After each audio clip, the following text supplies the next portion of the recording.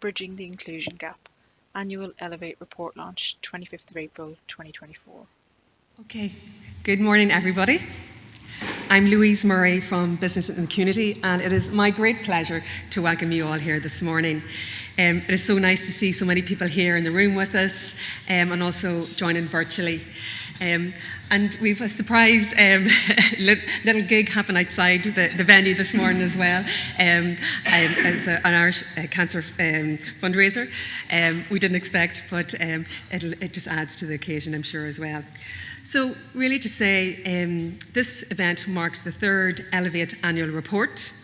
Elevate is our inclusive workplace pledge, where we have a vision that our workforce reflects the society, the diversity in our society. We have a great agenda for you in the next 90 minutes. I know it's going to whiz by, but before we get started, there's a few things that I'd like to cover off. Firstly, just let's take a moment to actually do reflect the space that we're in here today and this lovely, wonderful surroundings of TU Dublin Grange Gorman campus. And it is a lively space. When I was coming in earlier, the kids were walking through, going to school. Everybody's heading to class here in the college, and there's a health facility on site as well. And so it's just a really, really lovely space. But this site has not always been this welcoming. It has a checkered past. In terms of a history of social exclusion, with generations of vulnerable people actually incarcerated in the 18 and 1900s here on this site. But we're moving from the past to the present, and in the 2000s, great vision, leadership and commitment to social justice saw the walls coming down, and this site opened into a new era of inclusion that celebrates difference, as I say, with a learning campus, and really, we all agree, a lovely, vibrant community space with multiple use spaces, just like the one we're actually in here at the moment. On a personal anecdote, as you can tell from my accent, I grew up in Northern Ireland, and that was during the Troubles. Exclusion on religious grounds was something we all experienced. But coming out of the Troubles, a key learning was to open up institutions, demystify them, understand and respect difference. This particular space here, St. Laurence's, has been designed within the campus as a space where people of different faiths, backgrounds, beliefs, or values can come together in a respectful and a constructive way in terms of across differences. The Grange Gorman campus really is a place of excellence and best practice, and so really a very fitting venue to host this event today. I'd like to thank Deloitte for sponsoring this event. We normally have this event in their lovely premises in Dublin too, but they were unavailable today. So we took the opportunity to drop into here, our neighbours, our own offices in Business and Community are in Dublin 7 in the Tower. So we've had the tea and now we're going to have the chat. So, some housekeeping before we have the chat though. Please, if you don't mind putting your phones on silent, but please do engage on social media and the tags should be there on the screen. And we also had some great profiling this morning on Morning Ireland, where my colleague Linda O'Sullivan spoke. So we want to keep that momentum going. So then, onto the agenda. So we will start with a discussion on leadership. And then we'll take some time to share the key observations from the report, and then we will move into a panel discussion, and that will explore actions that matter. And we've great guest speakers, and there'll be opportunity for Q&A, both here in the room and if you're joining online, please pop your questions into the chat. We'd appreciate that. Our first focus of today is the importance of leadership on inclusion. We have three wonderful leaders championing this work with business in the community. And to set the context for this morning's session, our CEO, Tomás Sercovich, will be joined by our co-chairs, Harry Goddard and Sinéad Patton, and they will discuss the importance of the Elevate campaign.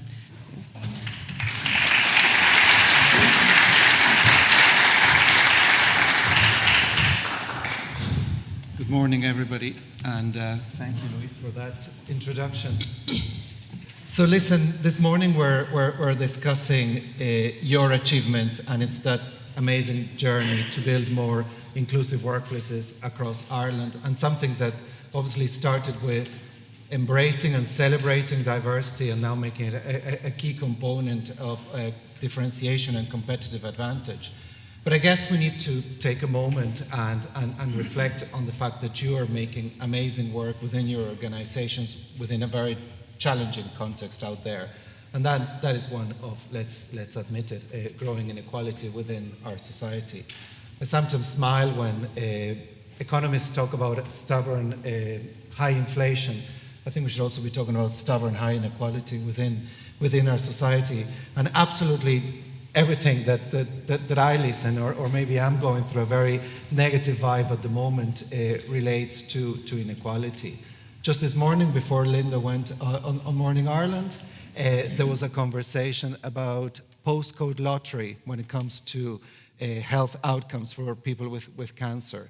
Last week, there was a survey from CIPD, and they were interviewing members of CIPD within the transport sector, so Luas, bus and rail, excuse me. Of those that have an ethnic background, 3/4 of them had indicated that in the last 12 months they have been victims of racial intimidation, harassment or abuse. And only yesterday there was another piece of research from Amorach, and it said that 79, so 8 in 10, answering that survey of 1,000 adults were saying that the number of people arriving into this country is too high. So it's challenging, and it contrasts very much with a conversation of another Ireland, which is that of a thriving economy, of growing foreign investment, of incredible talent coming to our shores. And obviously we had the riots last November here in Dublin, and ever since we have all been horrified watching images of hotels being burnt down. And I'm sure for a lot of us in business, we can say, well, that's not my job. My company does not tolerate racism. There is absolutely no discrimination where I work. We don't allow any of those microaggressions in the canteen. However, I'm going to pose a question, which I'm just going to leave out there. We might come back to it at the end of the day, of the morning. Is it enough that within the four walls of your organizations you are very progressive and inclusive, or is there another role for business in ensuring that ecosystem, the language that you use when you talk about your environment, is safe and is inclusive? So lots of questions to ask ourselves this morning, but yes, we're going to have a conversation around leadership and around the agenda of Elevate. So Harry, I might start with you. It's been a year since we were in a stage like this, and just reflecting on this whole agenda of inclusion. Has the conversation changed? Are you having, as a business leader, but also as a citizen, different conversations when it comes to this agenda of inclusion? Yeah, for sure. I mean, definitely the public discourse has changed. Yeah. You made reference to a number of the events that have happened in the past year, and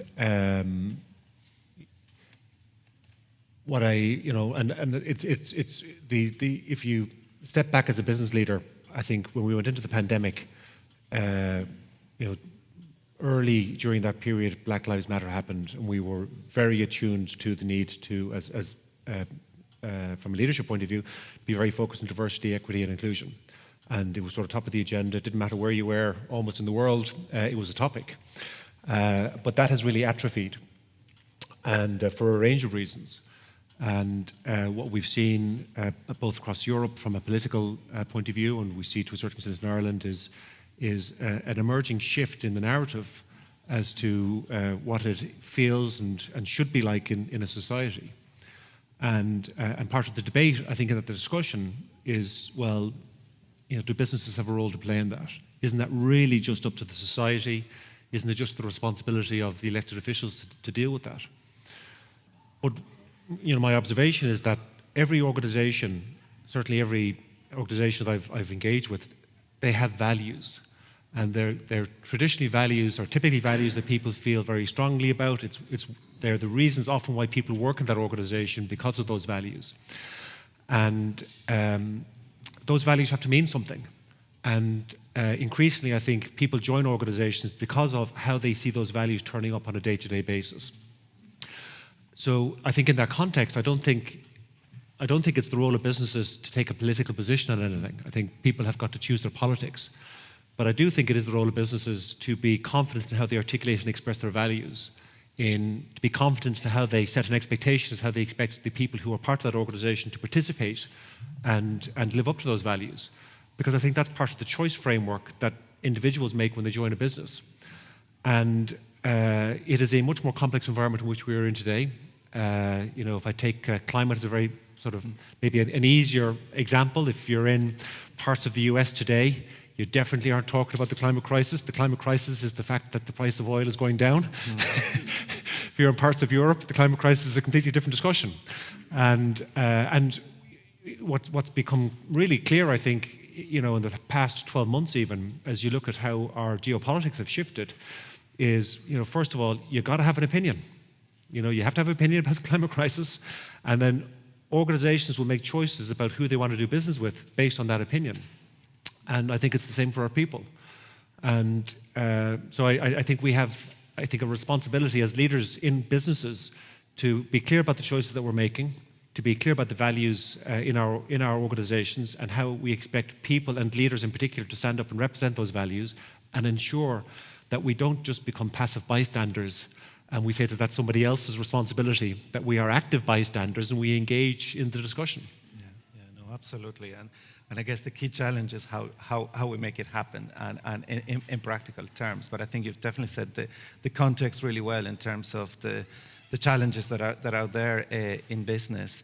Sinead, if I can come to you, I mean, obviously, ultimately, what we're about in this campaign is unlocking talent. And the question that we were asked, that the journalists were asking this morning is, are we making progress? What's your experience of that journey, and are you seeing progress, and are you satisfied with that progress? Well, in an Ireland context, like we live where we have full employment within organisations, and where you have organisations that are constantly competing for scarce resources. So for me, it's really important that we untap the full resource pool that is available within Ireland.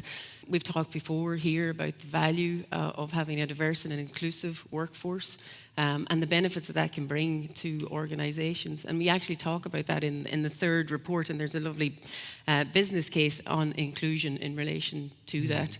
I think lots of the actions that companies are doing, we are making progress, but there's probably a couple of things that we need to continue to take action in relation to make sure that we are unlocking that resource pool that I talk about. We need to look at our HR policies. We need to make sure that all of those resources we talk about are making it to your interview tables within your organisations. You need to make sure that your job specs are, in a neutral language. You need to make sure that you're not looking for a skill set more than what the job has been actually advertised for. You need to make sure that everyone within your organisation has got inclusive leadership training, and that the panels of people that are doing those interviews, are diverse. And then when someone is successful and does get into your organisation, it's really important that you help embed that person into your organisation. Do you know what I mean? Because you want to retain them.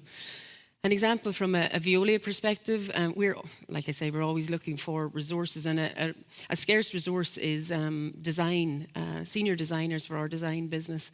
And we were looking for those designers through our international mobility programme, where we could bring them into Ireland.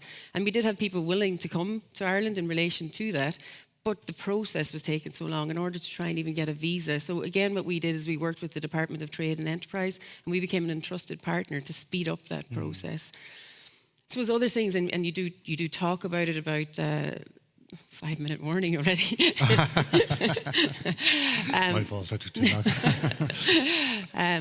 The other thing that I was just going to say as well is back to that bit of embedding people within your organisation. People coming, into our countries, there's language barriers, there's cultural barriers. There are all those barriers that people need to overcome. And just a shout out to the BITC EPIC programme that's been running since 2008, which helps people overcome those challenges and integrate them into.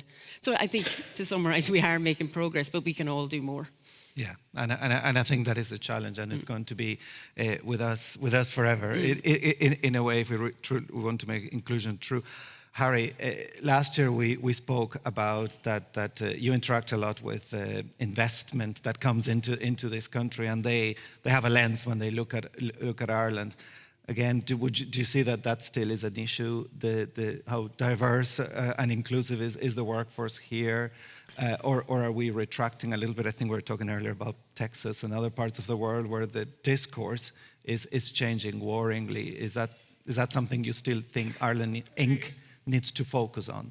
I think corporations like individuals can take both sides of an argument depending on the issue at hand. When organisations from outside of Ireland look at the business case around Ireland, three things that are really important to them. One is policy stability. Yeah. Two is housing. And three is access to talent, and Ireland is a talent play for businesses outside of Ireland. We have a real strength in that we have a very inclusive and open society. That is our brand, Céad Míle Fáilte.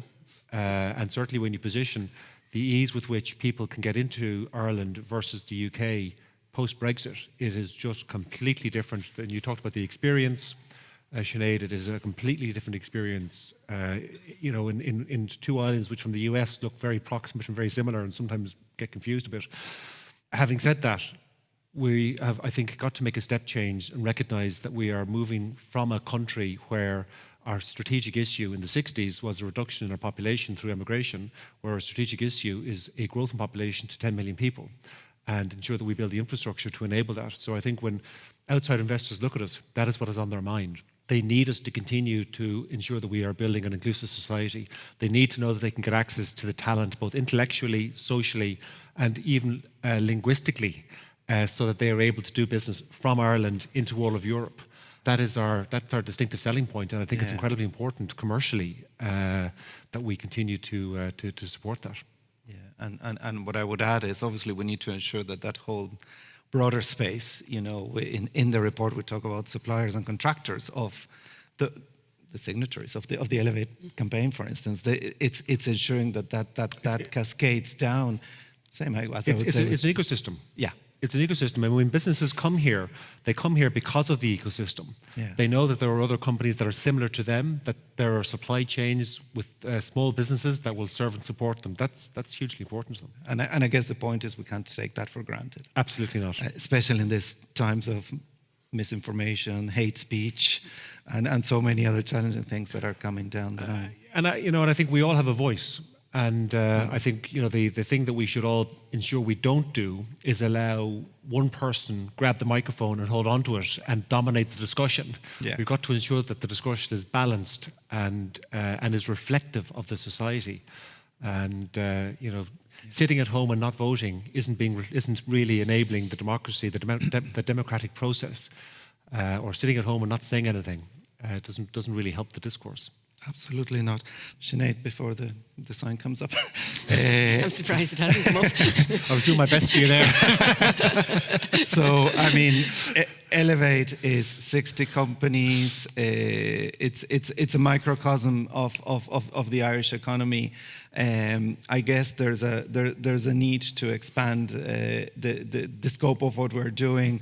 If you had to summarize the call to action from your perspective, I mean, you set up this working group with us in 2018, so you have seen the journey so far. What would be the one message for the business leaders online and in the room this morning? Yeah, so as you say, the report that's got launched is the third report. It's a fantastic report with fantastic information, and you can see the progress that we're making and the quality of the information that we get every year. But there's only 60 signatories signed up to that pledge. I think it's going to be announced. There may be 65, but then when you look at the number of member companies that we have with BITC, it's 115 plus. So why don't we have 115 people signed up to the Elevate report? So I suppose my call to action is threefold. The first one is scale up. So how do we increase our diversity disclosure rates? When you look at disability in 2022, it was down at 2%, it's now up at 14%. When you look at our ethnicity, those disclosure rates are increasing. So scale up. How do we increase the disclosures that we're making? That's voluntary disclosures. How do we develop that trust that our employees are happy to do that? Speed up. How do we make sure that we, review our HR policies, make them more inclusive, make our recruitment processes better, any inappropriate behaviours, stamp them out. Do you know what I mean? Microaggressions you talk about, we don't want them, we don't stand for them. And the final one is please sign up. Go back to your organisations if you haven't signed up to our pledge and ask why, because there's nothing to fear here. It's fantastic. Brilliant, okay.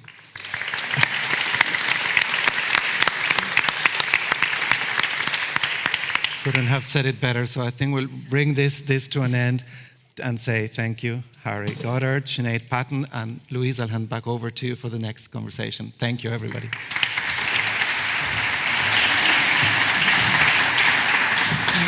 I would like to thank Harry, Sinead and Tomás for their insights and for your ongoing leadership, which is invaluable to us. And I echo what Harry said there, equal voice.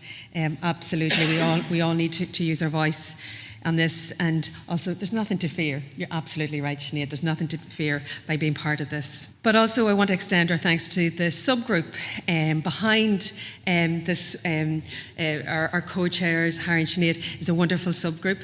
They are listed there and they're seated around the room, and they will be joining us for lunch and no doubt happy to speak with you. But as Sinead mentioned there in her call to action, we do need more companies to sign up to the pledge, and I'm delighted tonight to announce some of those new signatories. We have Bord Gáis Energy, DAA, John Paul Construction, KSG, 3 Ireland and VHI.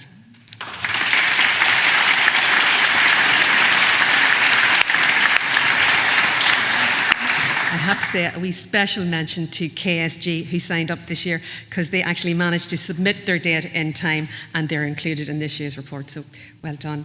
And just to say, if you're not already signed up to the pledge, the next deadline is September, and we'll be having a campaign around that in September, so let's talk. And so now to what the report is telling us. So a key driver behind the pledge is accountability. And really it's around ensuring that the signatories, and there we have them, have the data and the evidence to back up the claims on inclusion and drive action towards ambition. So the signatories, they commit to providing data on the diversity profile of their workforce, their own approach to managing DE&I, and they also commit to report progress against a public commitment. And to quote one of the signatories, the pledge keeps them honest. In terms of the annual Elevate report, there's a significant amount of data, and it's collated into the document, as we know, as the report today. And I know it's hugely valuable to practitioners and in terms of pursuing your DE&I endeavours. But now I'd like to introduce my colleague, Richard Tayagi, who will introduce the highlights and observations from this year's report.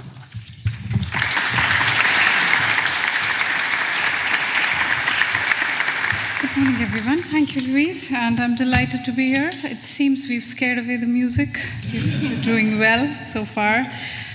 Okay, so before we jump into the numbers and I bore you all to death and you'll fall asleep, none of that will happen. I would really like to take a moment here and acknowledge each and every one of you sitting in this room, people who are sitting behind the screens, couldn't make it in the room today, for the work that you've put in for gathering the data, submitting the data. Without that data, there is no report, there is no event, there is no Elevate. So a big round of applause to all of you here.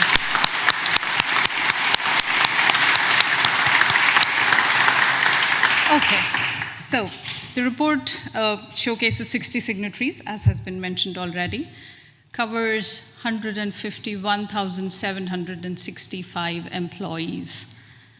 That's a big number of workforce diversity data that we have. There's no other data of that scale on diversity that exists right now in this country.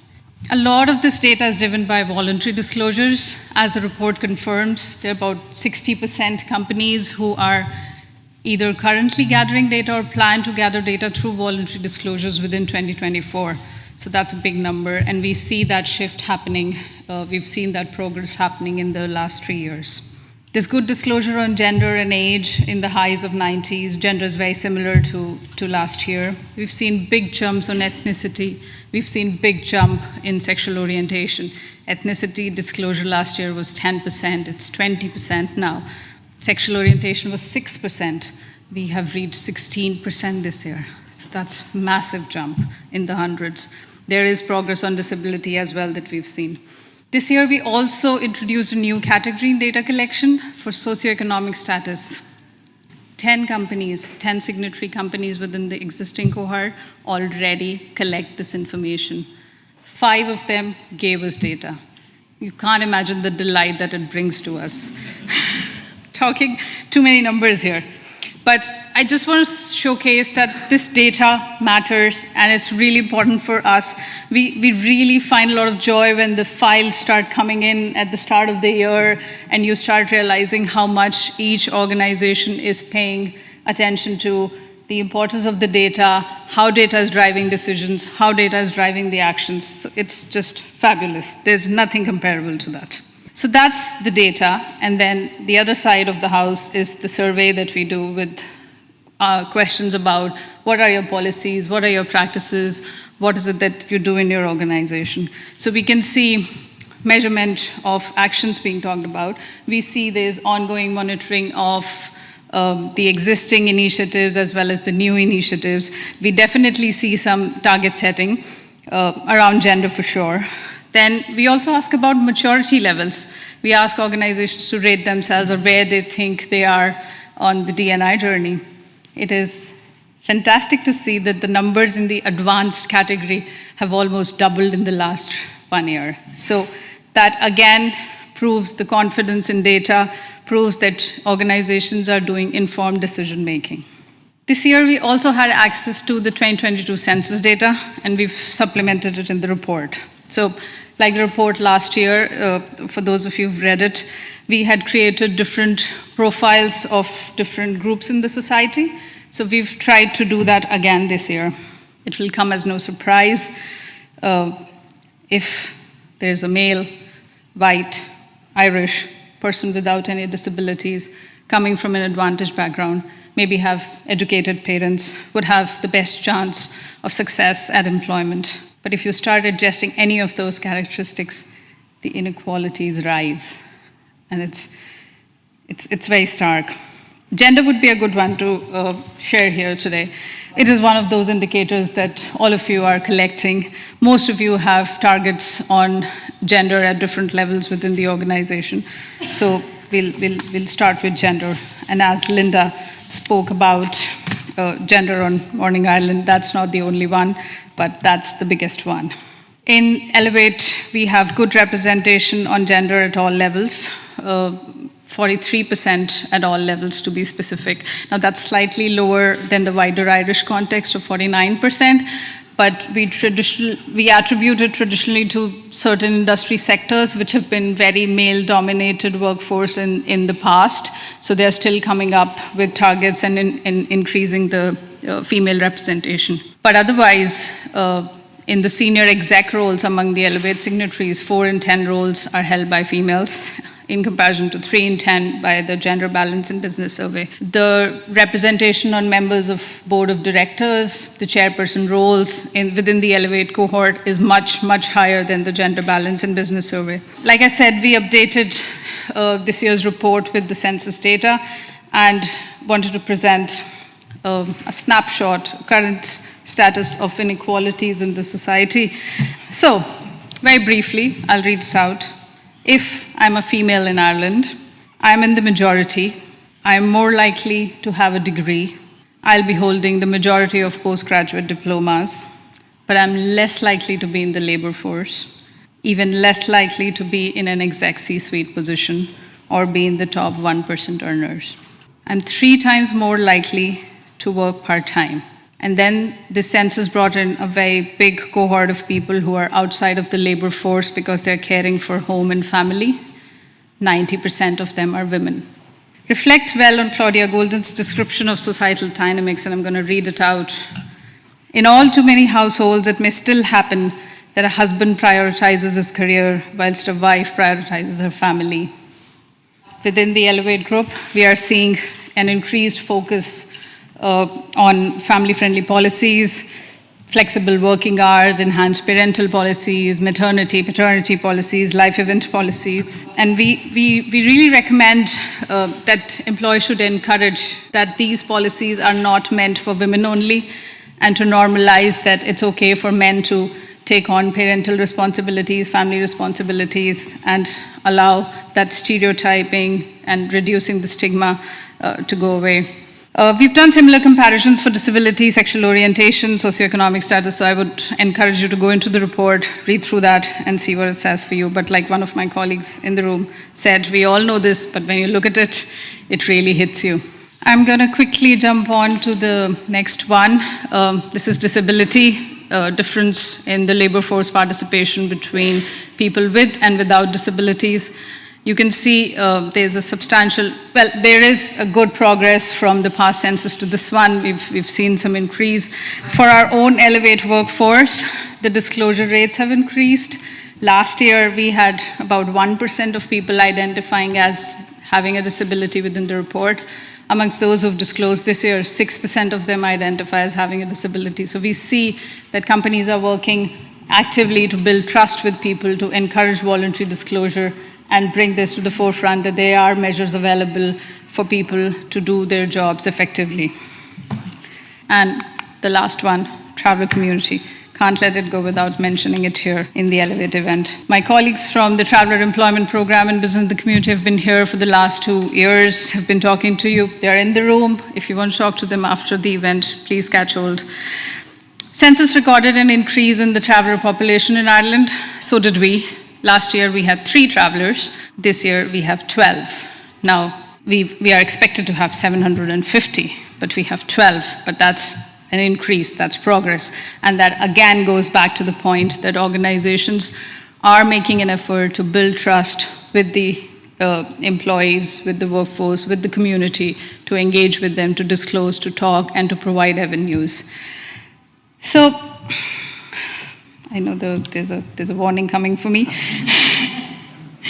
But very quickly, I think it would be unfair to talk about data without mentioning the regulatory stuff. We had gender pay gap that drove a lot of disclosures. We have CSRD coming down the tracks very soon. There'll be target settings on things. There'll be data on disability that you'll be required to disclose for your own workforce. So there's a lot of that happening. But Elevate and BITC and all of you that are sitting in the room, it has always been about going beyond compliance, being ahead of the curve, not waiting for that to happen to make this change.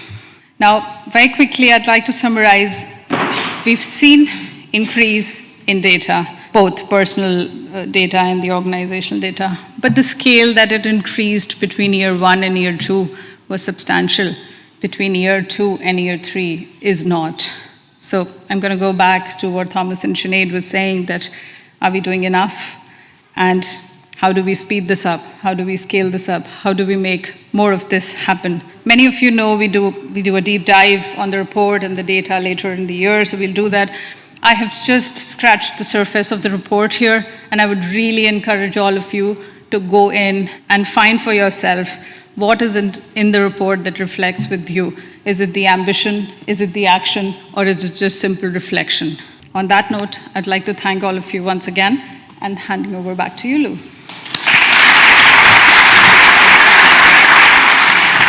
Well done, Richard. That goes a lot in that, and in a short amount of time. And as Richard says, well done to everybody that submitted the data. So there is evidence that building inclusive workplaces strengthens social cohesion. And for the last 25 years, social inclusion has been at the core of the work of business in the community, and how important it is that everyone has access to opportunity and a chance to thrive. So now the next segment will look at the challenges faced by minority groups and the actions that drive change. So to welcome our panellists, I'm going to invite my colleague Linda O'Sullivan to introduce them.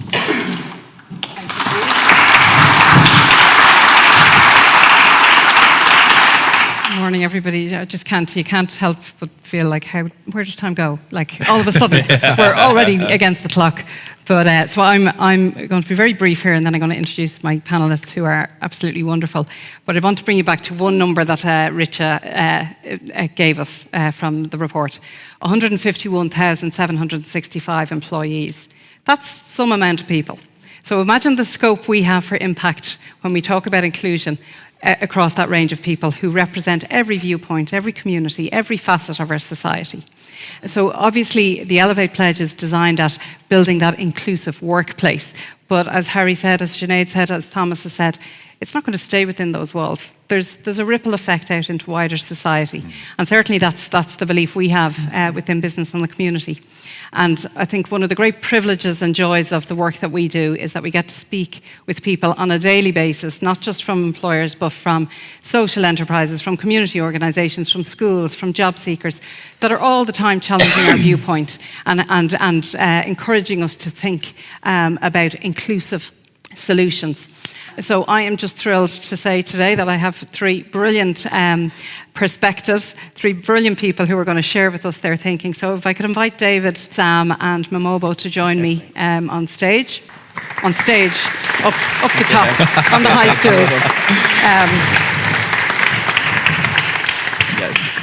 Now, I think, as I said, we've chatted in good detail over the last while, and I know each of you has some really fantastic stories to tell. So what I'd like to do is just give each of you an opportunity to introduce yourself and maybe just give a little sense to the people in the room, to the people joining us virtually, of your own perspective on inclusion and social inclusion. So I'm going to come to David first, and then we'll do Mamobo and then Sam. And I'm just going to give you maybe four or 5 minutes. Yeah, that's fine. To introduce yourselves. Perfect, each. Yeah. Hi everyone. My name is David Fagan. I'm the Deputy Principal in St. Laurence O'Toole's National School in Sheriff Street in Dublin 1. I'd like to talk to you a bit about the school profile that we have, and I'd like to talk a bit about my career to date, and then also what social inclusion means to me personally and professionally as well. So in terms of my school profile, we have about 168 pupils down on Sheriff Street. We're a DESH Band 1 school, so a DESH school is the kind of government's policy of tackling educational disadvantage. So you can either be a DESH Rural school, a DESH Band 2 school, and a DESH Band 1. So we're a DESH Band 1 school, which means we have the most level of disadvantage. We have a very large, kind of diverse population within our school. We have about, I just looked at the figures there yesterday again, we've about 28% of our pupils are homeless. So they're living in B&Bs, hotels, student accommodation, and in iPass centres as well in Dublin 1 and further afar. We have a large migrant population within our school, so we have about 44% of the children in our school have English as an additional language. And we have about 25 different nationalities within those 168 pupils. And we have about 12% of our pupils come from the Roma population. We also have our white Irish kind of traditional families that you do have in the North Inner City, and the issues and the opportunities and the challenges that do come with that as well. And then we also have a very a kind of a core kind of affluent population within our schools. So people who are coming from the IFSC and the new apartments that have been built there. And we have children of diplomats from Iraq and other areas like that. So a very wide kind of diverse population within our school. In my career to date, I'm Deputy Principal there since February last year. Previous to that, I was in a role called a Homeschool Community Liaison, which is a teacher seconded in a DESH school to work with marginalised families within the school community and try and get them involved in education. So I did that for 2 years in St. Dominic's National School in Tallaght, which is again another large DESH Band 1 school. And I also taught there for about 8 years. And previous to that, I was over in Scotland as well. So I taught in a primary school in Scotland there before then. Personally, look, I'm very passionate about social inclusion. I would come from a very working class background. I'm originally from Tallaght, and we moved out to Longwood in County Meath then when I was a teenager. I went to a DESH primary school, St. Dominic's National School, which is the school I went back and taught in. I went to a Desh secondary school as well in Longwood, County Meath, and I was part of the Access programme, the Higher Education Access Route Scheme in DCU as well. So I've always felt very passionate about tackling educational disadvantage. I'm a current member of the Teaching Council, which is the regulatory body for 133,000 primary and secondary school teachers in Ireland. Part of my kind of agenda with that is to try and promote diversity within the teacher profession. And I've also been involved with the Turn to Teaching project with Dr. Katrina O'Sullivan, who recently wrote the book Poor, and Dr. Garrett Burns as well. The aim of that programme was to get teachers who had gone to Desh schools to mentor students from Desh secondary schools in the hope of them becoming teachers, again, to increase the representation of marginalised communities or people with disabilities in teaching, people of colour, different ethnic backgrounds, and also people from a lower socio-economic status as well. So that's been brilliant. And I think that's everything. Brilliant, then, yeah, thanks. for me. So Thanks, David. Thanks. There's so much in there. Yeah, thank you. Yeah.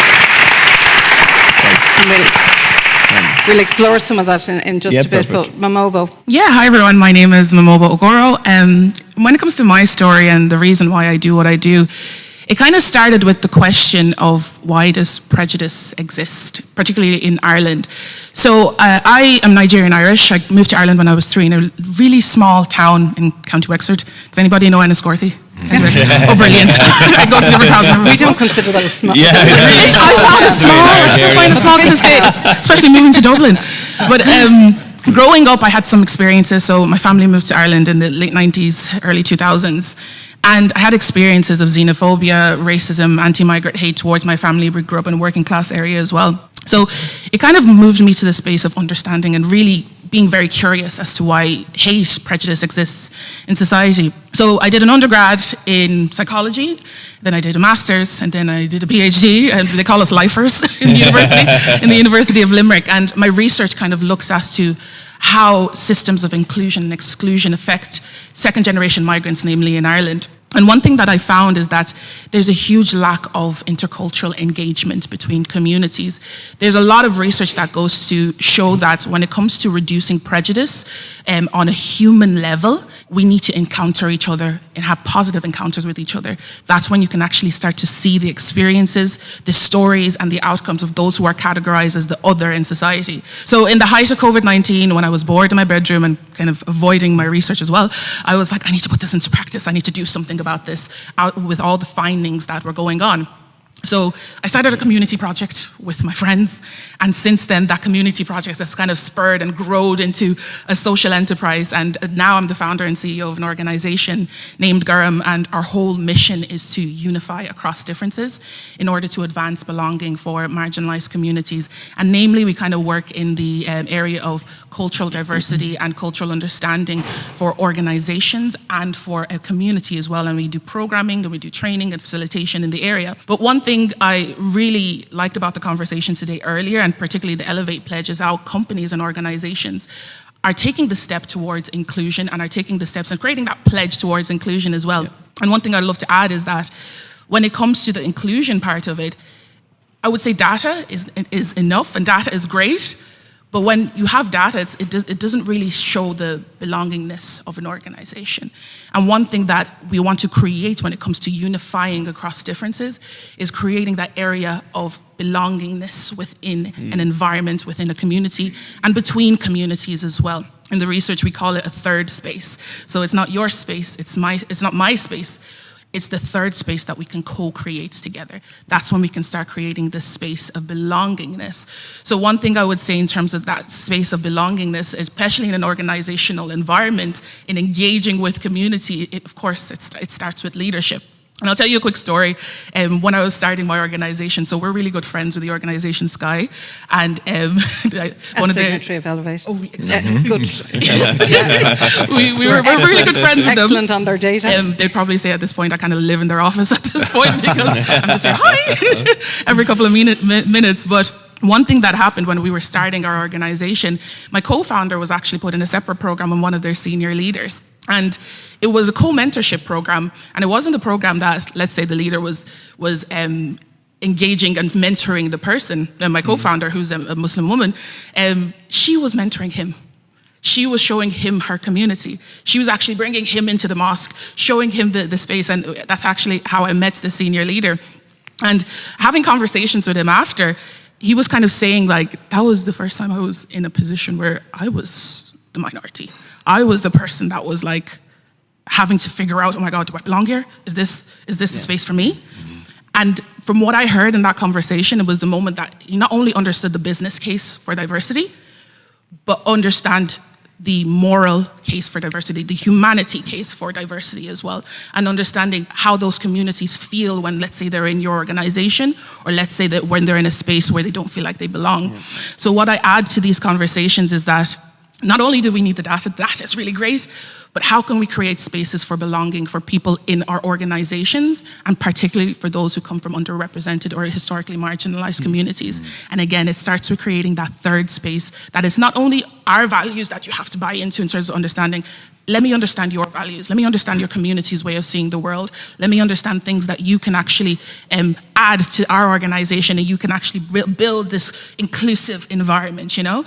So one thing that I would say in terms of everything that our organization does is creating spaces and supporting organizations, supporting companies, supporting leaders in terms of how they can become, I'm very talking to here about how they can become unifiers, how they can become leaders that not only bring people in, but also go into their spaces too as well. And that's where we can create that space of belongingness. I think, Mamobo, I really like that whole piece about self-reflection and looking at things yourself. And I'd like to explore that a little bit further. But I might just ask Sam to maybe come in and introduce himself, and then we can go on from there. So very nice to be here today. My name is Samuel Riggs. I am the Equality, Diversity and Inclusion Programme Manager at Éireann Irish Rail. My background is, as you might be able to tell, I grew up in the UK for the first 12 years of my life. Has anyone been to Brighton? Yeah, close by Brighton. As you might know, Brighton's a bit of a gay mecca. It's a fantastic place. Brighton Pride every year. If you haven't been, highly recommend. Great time, great party. But when I was 12, my mum is originally Irish. She's one of the many nurses who went from Ireland to the UK to work, and she met my dad, and they had me. And I suppose when I was 12, when I was very young, they divorced, grew up in a single-parent family, and we made the decision to move back to Carlow. And my perspective on this is that all of a sudden, much like that senior leader at Sky, you feel almost the target arrive on your head.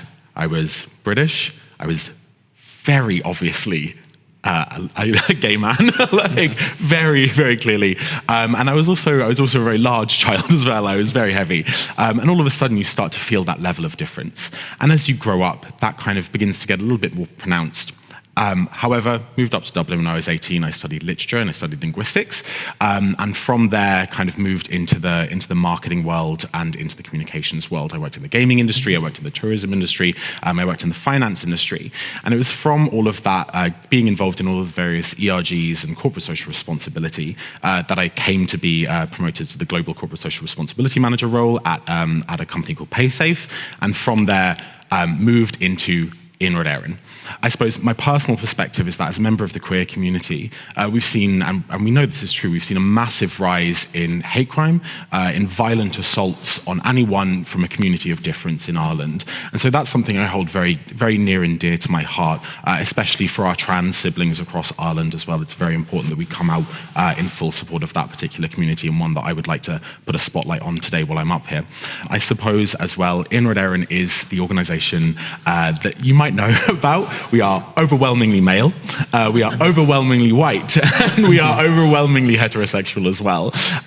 We've just tipped over 4,700 employees. I think as of today we're at 4,701. And of those, 88% of them are male.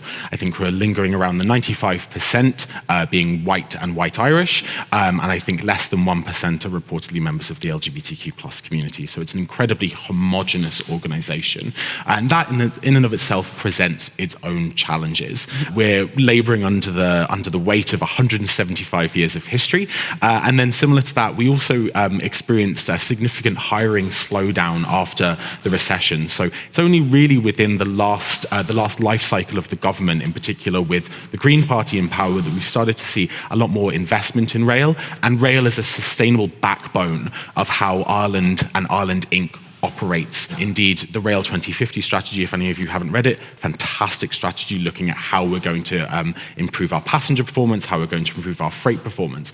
And a key part of that is how we engage with different communities of difference. Éireann is one of those institutions. It's in many communities across the island. Not Donegal, I know, I'm sorry, we'll get that. But similar to An Post, there's opportunity to engage with the rail. And I think in particular in rural locations along the west coast, we have this kind of spidering network that pre-exists. And through that, that's where we see huge opportunity for us to really make a difference in large communities like in Dublin, in Galway, in Cork, and indeed in smaller communities where we might operate as well. So that's really the background of where we're coming from today. Brilliant. Thanks, Sam. I'll just say a quick thing on sexual orientation, because as Richa highlighted, we have pulled that out within the report as well as one of the dimensions. And sometimes people say, well, why do we need to collect this? But the experience of people from the LGBTQIA+ community is that there is discrimination, and there's that growing hate crimes that we've seen in communities, this rising hate speech and that. And I think it is just really important for us to be aware of that and to look at what we can do. And the pen picture or the profile that we've picked, again, data is scarce, but like it doesn't tell a particularly inclusive story. So just to mention that. A homogenous organisation, that's certainly true. Just give us a quick sense of how, are you getting people on board? Pardon the pun. Totally well, we're on track for time. So yeah, okay. I would say I'd love to give a resounding yes. I really, really would love to give a resounding yes. However, the fact of the matter is that, as I mentioned, 175 years of history, it's only recently we've started introducing new people into the organisation. And so there is a kind of like a crust of skepticism through which we have to penetrate. There is, similarly, we work with a lot of isolated communities. There's depots across Éireann that you would never believe exist in communities that, otherwise wouldn't have too much highlight put on them. And so you have a lot of people, sometimes 20, 30 people who have only worked with each other for the last 30 years. And all of a sudden you're coming to the organisation and you're saying, so, do you know what ED&I is? And it's blank stares. And it's an education piece, and it's growing that education. What I will say is what I found to be the easiest route through in terms of breaking down that skepticism is really communicating that ED&I isn't just, I think a lot of people look at ED&I as it's other, it's over there, it's for someone else, it's not for me. And in an organisation that is 88% white men, that is a prevailing attitude that exists. And so how do we make ED&I relevant? How do we make it so that it's seen as a force for good? And something that we've seen is that allying ED&I with kind of like stringent HR policy has been really successful for us. ED&I as a force within the anti-bullying and harassment space. ED&I as a force within dignity and respect. Everyone, coming out in force and saying, we are an organisation where you deserve and have a right to be happy at work. That's been really key to us. You might hear the phrase later on in this talk, I'll certainly mention it again, about meet people where they're at. In Éireann, that means physically as well as mentally. You have to go. You have to go to these depots. Just last night, one of my colleagues, our fantastic health and wellbeing manager, Sharon Daly, was out working with night workers, meeting them, talking to them about their needs. And that's really where we also have a somewhat, sometimes willfully digitally disconnected workforce. It's only recently that we've started doing a full organizational phone rollout to people. Some people haven't even signed up to their emails yet. That's kind of where we're at. And my colleague Jennifer said it best yesterday. She said, how can people be working without an email? I was like, I know, but that's where we're at. So you have to go and you have to physically meet people. And that has a two-pronged approach, a two-pronged result, I would say, rather. Number one, you're getting exposure to the business. You're getting to go to these places that you haven't been before. You're getting to understand the public attitudes and being given the opportunity to deconstruct those attitudes and to challenge them and to bring people along on the journey. But as well as that, it also gives you something to report back to senior leadership and to say, listen, we have a problem down here. This is where we need to focus our efforts. Sometimes going, and have a bit of cash to do that sometimes as well. I will say, thankfully, we have a fantastic senior leadership team who are fully on board and fully behind the journey. So that's where there hasn't been too much of a problem. However, it's really getting out there and educating kind of like all 4,701 of our employees. That is really kind of where the challenge lies. And I think, obviously, David, for you, that homogenous community is not the challenge for you, but I think I was struck talking to you about kind of post the events of November 23rd. That was a big challenge for you in terms of trying to manage the different communities that are in the school community. Definitely, yes. So obviously with the events that happened then on November 23rd, and the riots that followed afterwards as well. It was a very, very tough time. It was probably one of the hardest days of my career. Coming into school the next day, myself and my principal were on the phone and we're just looking at videos being sent of burning cars, people going down to a hotel where about 20 or 30 of our kids live. We've had people in the local community who went down to the hotels and, were there protesting during those riots. So the day that we came in, it affected us deeply. We had about 52% attendance that next day. 48% of the families didn't come in, which is very kind of consistent with our EAL, our migrant family percentage. Everyone just said, who we spoke to on the phone, they're like, I just don't feel safe. I don't feel safe coming down into school today. I probably won't feel safe for a while. We also then had to close that day. So a lot of the schools in Dublin 1, the following day after the riots, were advised to close early because there was intelligence that something was going to happen again. So it was a very frightening time for the whole school community, but in particular our families from migrant backgrounds. We had a big piece of work trying to kind of, reconnect, those families to our school. Our homeschool community liaison did brilliant work visiting the families. The biggest thing that we had, the biggest barrier we faced was physically getting the families to return to the school. We had to set up like a separate entrance for some families to feel safe and secure to kind of come in. It took a lot of conversations, and we were working with our NEP psychologists in helping us through that process. Class teachers were supporting the children in their classes. They all did a debrief on the Friday for the children that were there, on the advice of NEPs, spoke about what happened, asked the children what they had heard happened, because there was a lot of misinformation as well amongst the families and amongst children there, that they heard all sorts of other things happen. So we were able to kind of fact check those and then just kind of help the kids along with that. So it was a very, very tough time for us. And has it come back? Have you? Yeah, so again, just the daily practice of what's happening in our school. Like, we're lucky that we have a kind of strong sense of kind of promoting diversity and inclusion within our school communities.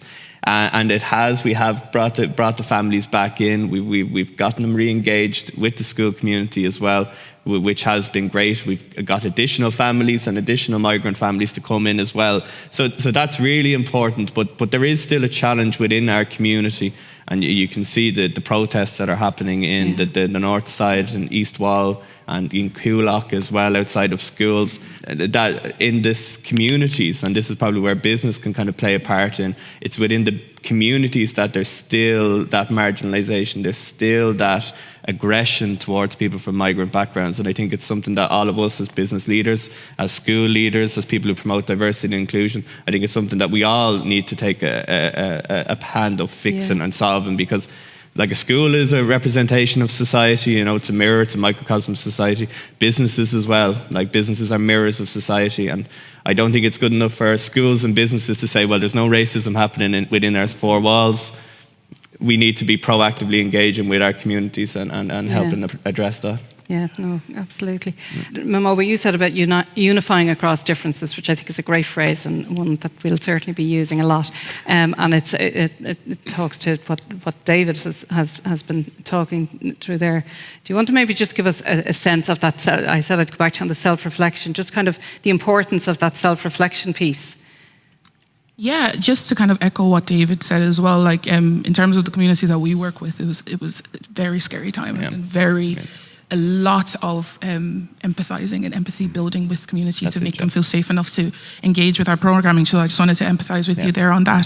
But when it comes to this, that's just a tagline that we use, unifying across differences. And I always say I'm a bit delusional sometimes. I'm on a personal mission to unify the world, and that's what really drives me as a person.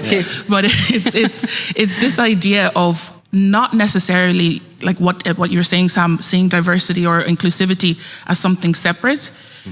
I believe when it comes to engaging, of course, we need to understand the systems that we all are a part of. But when it comes to being a unifier, it's doing that internal work yourself. Of course, it's my own bias as a psychologist as well.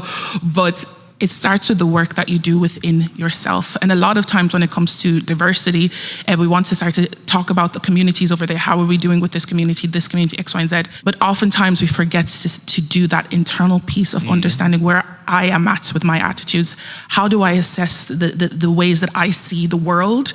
And how does that affect my behaviors? How does that affect the policies that we're creating as a team? How does that affect the practices that we're doing in our organization and the communities that we are involved with? So I always try to bring this space of having people do this deep reflection within themselves in order for them to understand their own way of seeing the world. Oftentimes when we do a lot of our facilitation and working with companies as well, oftentimes people say that, oh, what I'm doing is normal. But I often question people to tell them that your way of seeing the world is not the way of seeing the world. It's a way of seeing the world. So how can you bridge with other people and unify, like we say, with other people to understand their way of seeing the world alongside your way of seeing the world to create this, like I said before, third space. So for people to do that really introspective work, we use a framework in our organization called intercultural competence, and having people understand how they can be more intercultural competent in engaging with diverse communities. And there's a whole psychological process that you actually go through as an individual, and usually you can actually do it when it comes to like a lot of what you're doing right now, taking a pledge within your organization. You can actually do it as an individual, but it usually takes roughly 7 years, more or less. It's a lifelong journey, and it's constantly being curious and constantly questioning the way that you're seeing the world, and understanding that it's a way of seeing the world, not the way of seeing the world. So when it comes to unifying across differences, it's firstly understanding how your way of seeing the world impacts the way you behave in group environments, or the way you behave with your colleagues, with your team, and at large with the communities that you're involved in. Yeah, no, absolutely. And I think that being curious as well is really important. I'm going to just bring in, I know we have Siobhan Reth from IBM, and I think at Mamobo you've been out in IBM. But Siobhan, I know IBM, another signatory, and you've done a lot of work on allyship this year. So maybe would you just give us a little sense of that work? I will, yeah. And actually Mamobo has probably shared a lot of the ethos of what we're trying to do around allyship and IBM. So diversity and inclusion, I would say, has been a part of the IBM DNA for the 100 years that we've been around, but it's a constant, as we heard at the beginning today, it's a constant thing you have to work at. You have to keep looking at your values, and allyship is really, really important. And the reasons why it's important is because allyship is about what you make, the commitment you make personally, and the commitment you make individually to taking action. It's a noun, not a verb. And I think we have in IBM in the last 12, 18 months started to create a program called Allyship Circles, and it's very much about that third space, right? It's taking leaders in our organisation and getting them to sit down and really listen to, we're starting with women, but we're going to bring it across all the diversity pillars. Listen to what's going on for them, what are the stresses, what are the strains, what are the difficulties they have in their environment, and then really listening to them and saying, right, okay, how can I help advocate for these individuals? And it's walking in their shoes and seeing things through a different lens and a different perspective. And then saying, right, okay, well, what do I need to do to help those individuals change what they're doing in their environment? So we're taking starting with really senior people in the organisation and bringing some lower, junior level people within the organisation to work with them. And we're doing this in groups of 20. We've done several circles already in the last 12 months, hugely successful. Most of the outcomes are, I didn't think of it from that perspective. I didn't see what it was like to sit in that meeting and see that woman put her hand up for every small task when she's one of the most senior people in the room. What does it feel like for individuals when they're feeling challenged? So we've done a lot of work on that. I think I'm going to refer to the Deloitte report from 2022, Women in the Workplace. I mean, there's a lot of discussion there about microaggressions. We're seeing a lot of that come out in what we're doing, and part of this activity is really understanding, do you understand what microaggressions are? When do you see them? And when you see them, what do you do about them, that you don't just walk away and do nothing? So I would say, for those of you that are interested in doing allyship circles, we find it hugely powerful and hugely eye-opening in our organisation.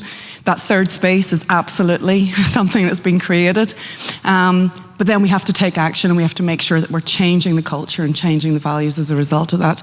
And I would say there's 4 or 5 things I would just say if you're really interested in growing allyship in your organisation. And I think it's activate a growth mindset and recognise your own privilege in your role and the part that you play. I would say confront your own biases, right? We know our unconscious biases dictate a lot of how we show up and the actions that we take. Listen to as many voices as possible, and we keep saying this over and over again. If you listen to your own voice, that's all you hear, right? You've got to listen to other people's voices, listen to their perspectives and their experiences, and see how you can help them. And then amplify the voices of those without your privilege, right? When you recognize that something is different or wrong, or someone's not being heard, then you have a responsibility to take action and help amplify and change that situation. And then opt for willful awareness. And I think this is really important. Learn about oppressive systems and inequality in which you are a part of, right? Places that you're participating in that maybe you didn't realize before was contributing to the issues that you have. So yeah, so it's a big focus. It's an ongoing journey, and I'm happy to talk to anyone afterwards if they're interested to hear more. Brilliant, thanks, Siobhan. And I just thought it was a nice example that came through. It came through the data that we're collecting. So thank you for sharing that. And I suppose it comes back to this allyship. We've talked about, we mentioned strategy. It doesn't just happen in a vacuum. So you need to sit back and take a strategy. I'd say that's fair to say, Mamobo, when you're looking as well at building that culture, that there has to be a strategic approach. Of course, there has to be a strategic approach when it comes to engaging with the culture. And I think when it comes to looking in as to the communities that you're engaging with, how can you, especially as it was what said in terms of listening, how can the voices of those communities add to that strategy as well? So oftentimes we think okay, we can just create a strategy and everything and go along with plans, but I always say there's this Verna Myers quote when it comes to diversity and inclusion, diversity is like the party or something, and then inclusion is being invited to the party. But I always like to add something to it in terms of belonging, is that before any party was created, and I know, have you ever been to a party where we just we didn't like the food? We didn't like the music, I didn't want to be here kind of thing. But belonging is before any party was had, asking the people that you want to invite to that party, what would you like? What music would you like? What food do you want to see in that party? And that's where it comes to build the party is a strategy, lads. So that's where it comes to building that strategy of inclusivity. Yeah, and I think novel idea here, asking people and listening to people is always a good ploy. And actually, I'm going to bring in Tesco with Maurice Kelly here as well, because I know you've been looking at your strategy's been there for a long time, but you've been reviewing it, Maurice.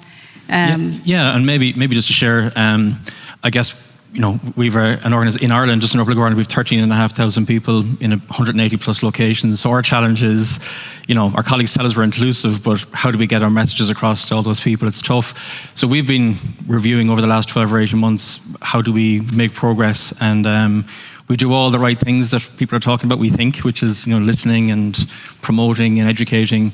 I guess we've learned 2 or 3 things really in the last 12 months that's really helped us and it's driving us forward. I think number 1, executive sponsorship, just the importance of leadership from the top.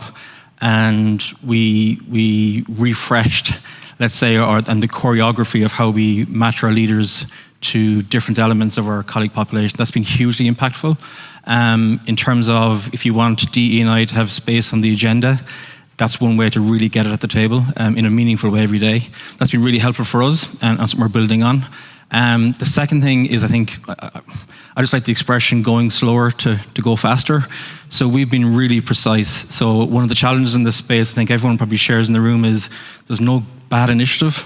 You know, there's always someone you can make a positive impact on by doing something really good. The problem is how do you get across all the things you'd like to do? So we've really pulled back and been a bit more precise and purposeful about where we're going to make the impact. So last year we were very clear about gender.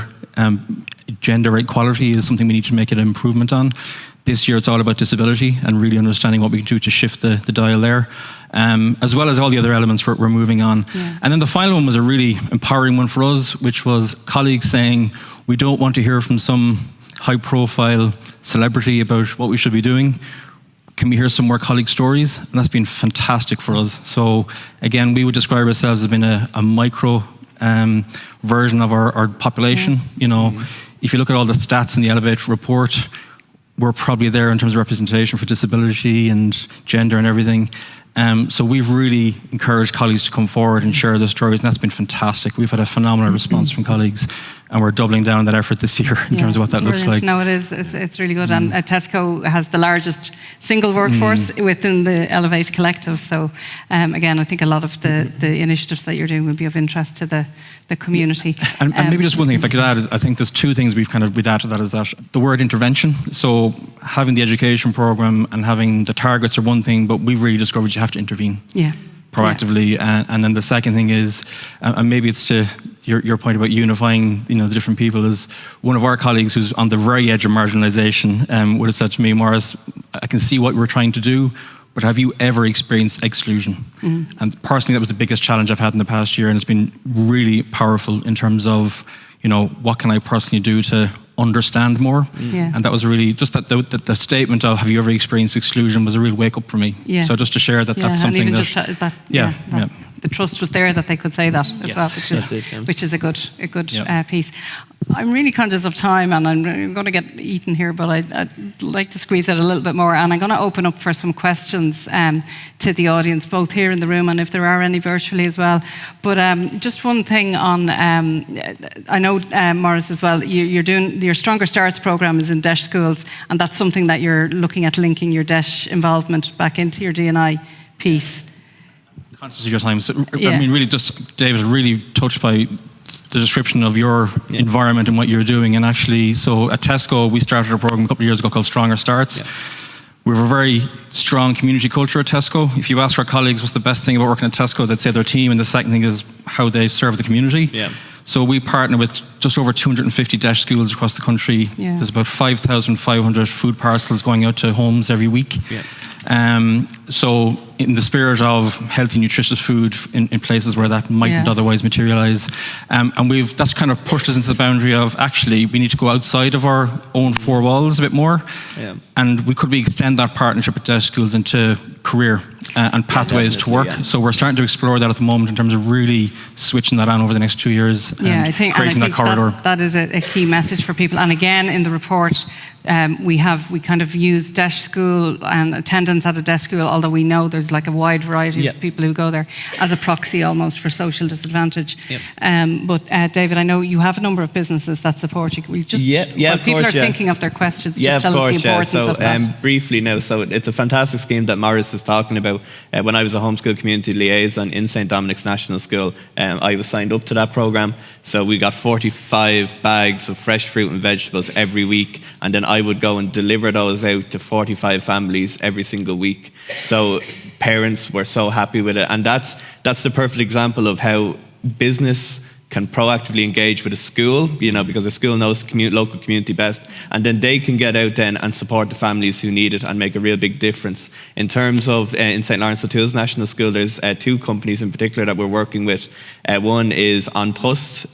We have volunteers coming in from On Post every Wednesday to do a programme called Time to Read, which they do one-to-one reading sessions with children in second class. And then last week, the children in second class got to go up to the On Post office down at the Point and got to visit the offices and see what it was about and just get to know the place. So that's important really for two reasons. One, we don't have the resources to give children one-to-one reading time for 25 minutes, 30 minutes. So it's great to get the people coming in and volunteering and helping with that, just for even increasing literacy levels, improving fluency, increasing comprehension levels. It's always going to be welcome.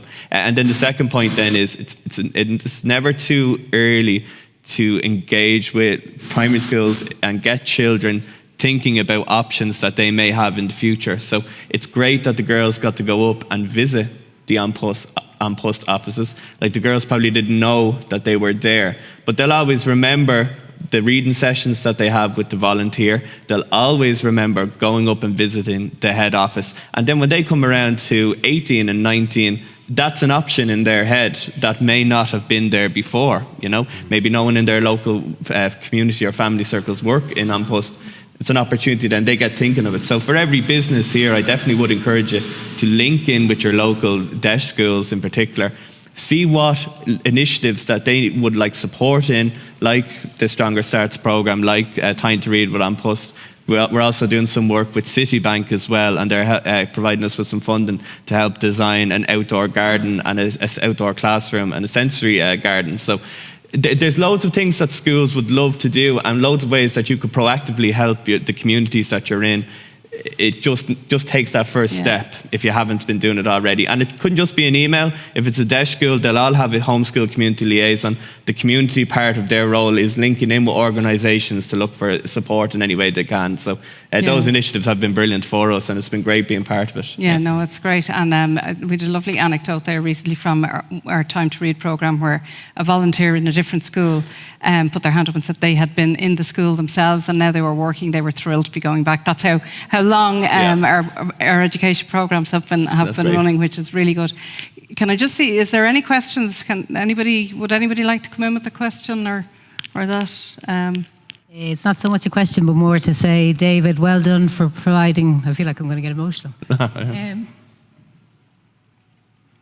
It is actually emotional. I felt shivers actually when you were talking about the challenges in the school environment. So I'm just with you. Providing that stability and security for the kids during that time, and the fact that you engaged with them to get them to come back as well. It's just so important, I think, for people to have that, given that times are strange at the moment. So just thanks for all that you do. No, cheers. Thank you.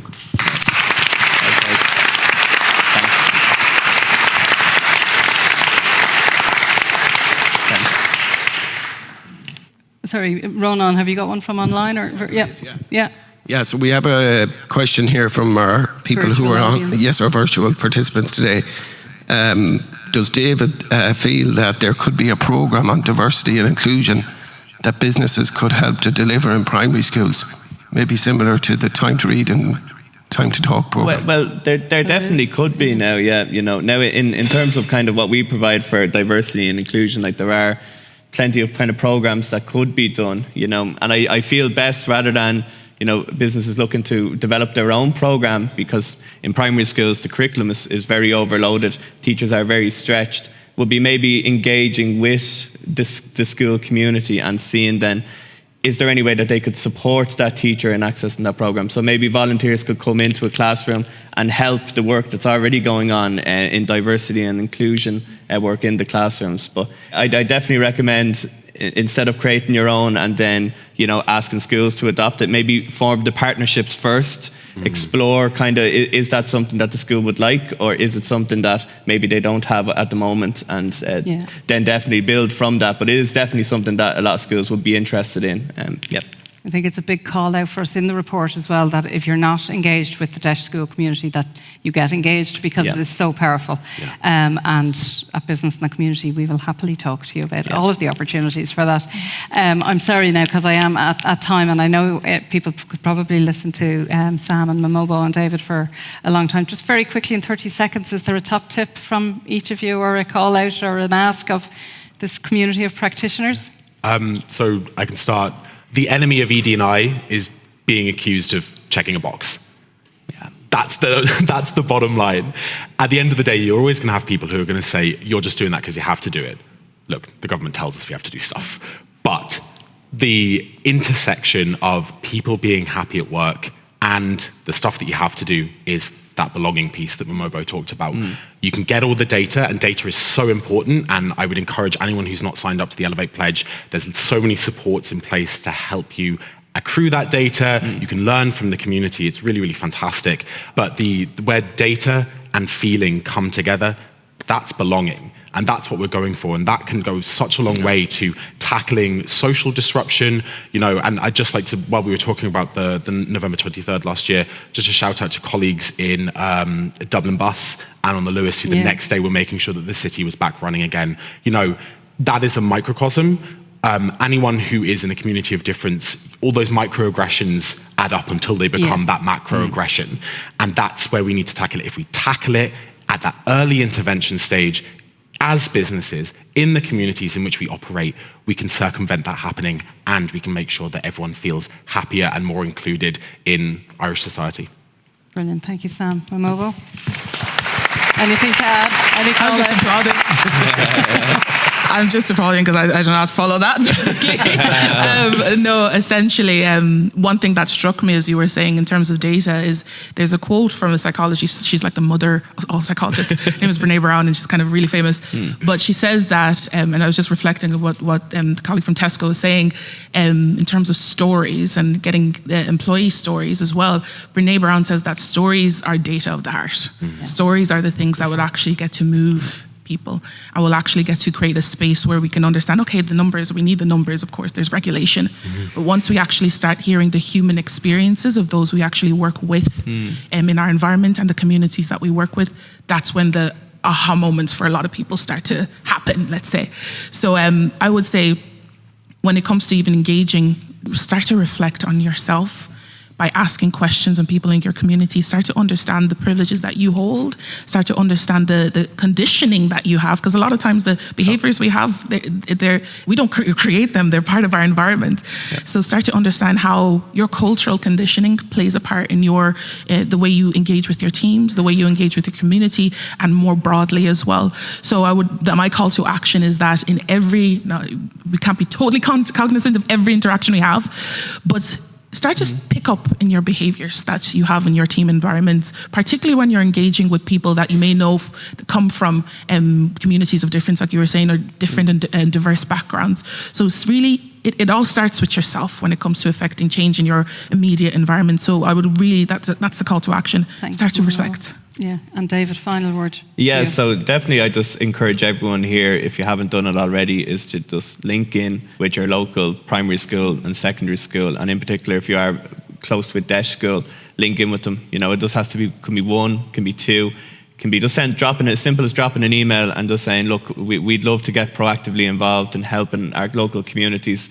Can we arrange a meeting? Can we arrange a phone call? Is there anything that you need help with? We'd love to come out. We'd love to be involved in any educational programs. You know, it can be anything. So, but that would definitely be the number one call to action, is just to begin that process if you haven't already. Because I think if schools are chronically kind of underfunded, they're chronically understaffed as well. So I think business does have a very important role to play in supporting schools, in proactively supporting the communities. And I think it's a great partnership, because when it does work well, it's the children who benefit, you know. It's the most important people. It's the people on the margins of society. It's our homeless children. It's our IPAS children. It's the future. It's the future, you know. And if your access to opportunity is limited at that young age, then that just sets you off. Exactly. Yeah.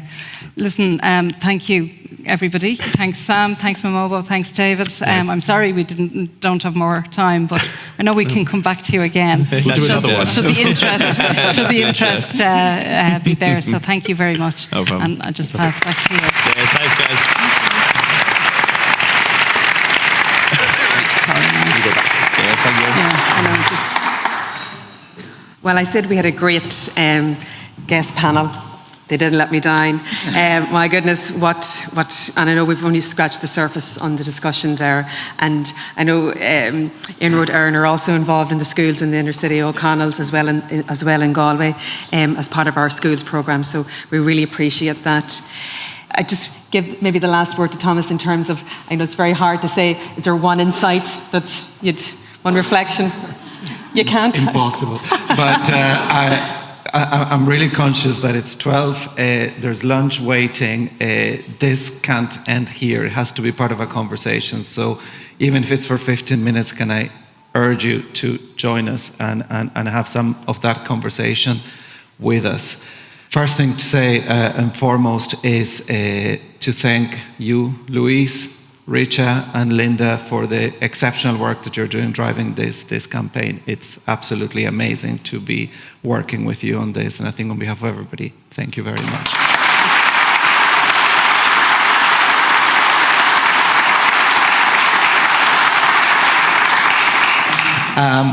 Three things. This campaign is about data, is about action, and it's about leadership. The report has very clear indications as to how you can improve the data within this campaign. So please take some time and look at it, because there's plenty that can be done in terms of refining that data, encouraging the voluntary self-disclosure. There are companies within the campaign that have 80% plus voluntary self-disclosure. It shows you that it can be done.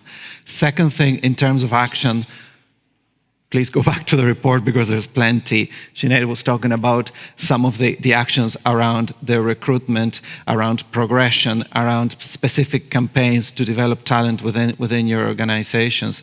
It's full of information, which I hope will give you some inspiration. We're talking about that broader space, the third space, now that I know what it means, in terms of what has to be done. And we spoke about the work we do on education and employment. There are several colleagues in this room that wear those hats within BITC. I don't know if you wouldn't mind putting up your hand so we know who you are. BITC colleagues that are looking after our programs on employment and education. Well, I see several of you. Yes, thank you very much. Great. Just to give you a sense, only last year, 5,000 students were involved in our education initiatives, and close to 400 job seekers that face very high barriers. And it's all thanks to amazing partnerships with schools like David's and some other amazing organizations that support employment, but it's also thanks to the businesses that are making that change and that transformation. Finally, leadership. I think the call to action is incredibly clear. It's about your voice. Businesses are incredibly influential institutions. You have a voice, and this is a unique opportunity to use that voice of influence to talk about what's not working, and to talk about what needs to be changed. I love the notion of understanding our own privilege and using that as an action for change. I think at the end of the day, it's about making it personal. I think we've all been to have moments where we felt excluded or we felt we didn't belong in that party. So I think that's how we can make the change happen. So listen, thank you very much. Louise, please tell us where is our lunch, and so we can continue the conversation. Just to say we're really going to close now, just the formal part, but a few thank yous to our panellists, to Deloitte, to the subgroup, to Sodexo, who's co-sponsoring their lunch today, and to the team at TU Dublin. And yes, we're going to say cheerio to our colleagues and friends joining virtually, and we will now close and head for lunch. Thank you, everybody.